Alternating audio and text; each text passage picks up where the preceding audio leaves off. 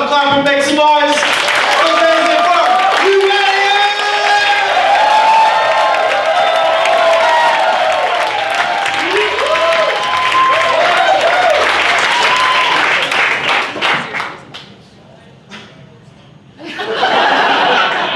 Yes, I am Hugh Elliott. I was born in 1972, supposed to be firmly into the Gen X category, into Gen X in the crowd. But it has made me hyper aware of the way I was raised versus the way I raised my kids, of which I have two. When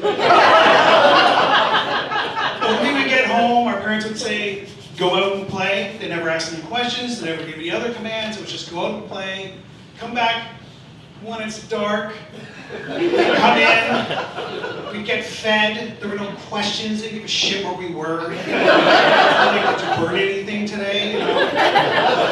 But now, I can't leave the driveway without getting a dozen texts. Dad, where are you? I'm going out. I'm out. Yeah, but where? I'm going out. Yeah, but where? I'm going to Home Depot. Oh, I hate that store. Fuck, man, you weren't invited.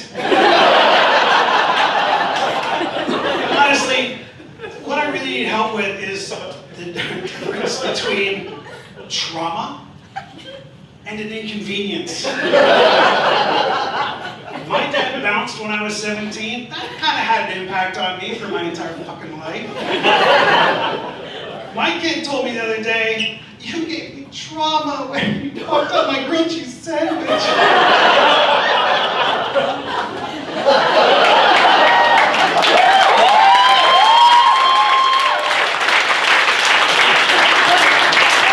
Further to that, when I was 10 years old, they closed my school for 3 days because a guy in my town lost his pet fucking jaguar.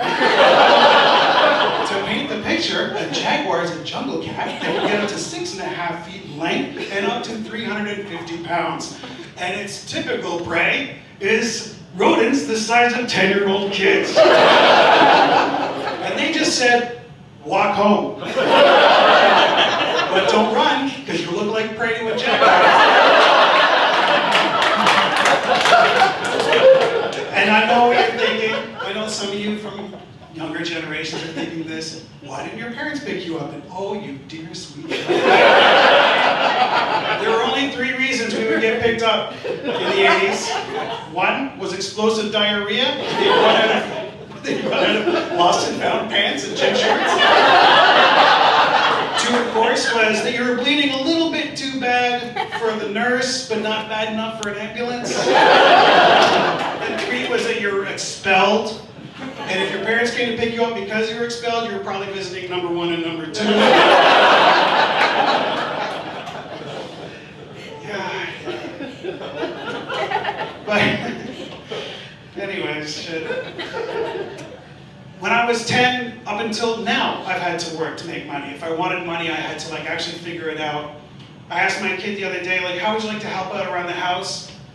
He said, I like to clean mirrors and windows, but could you work the sprayer thingy because it hurts my hand?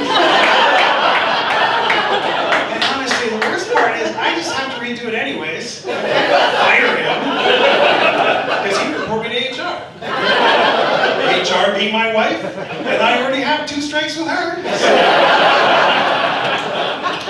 But no, I mean, listen, my wife is amazing. She's incredible. We just recently celebrated our 15th wedding anniversary.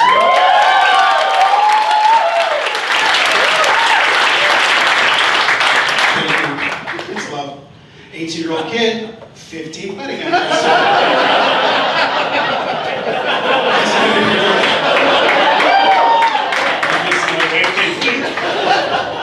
But I asked her, I was like, listen, I want to do something nice for you. I'll make you a sign. I make things for a living.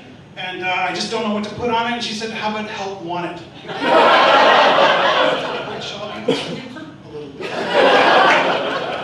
But once I got married and once I had kids, I just wanted to live longer. I wanted to have a better life. I wanted to be able to see my kids flourish.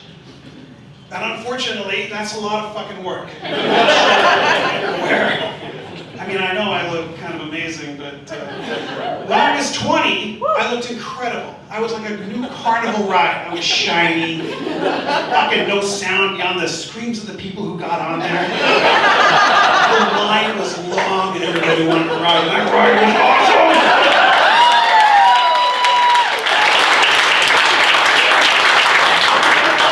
I want to hold your applause. Because 30 years later, that ride has some weird shit going on. There's some grinding.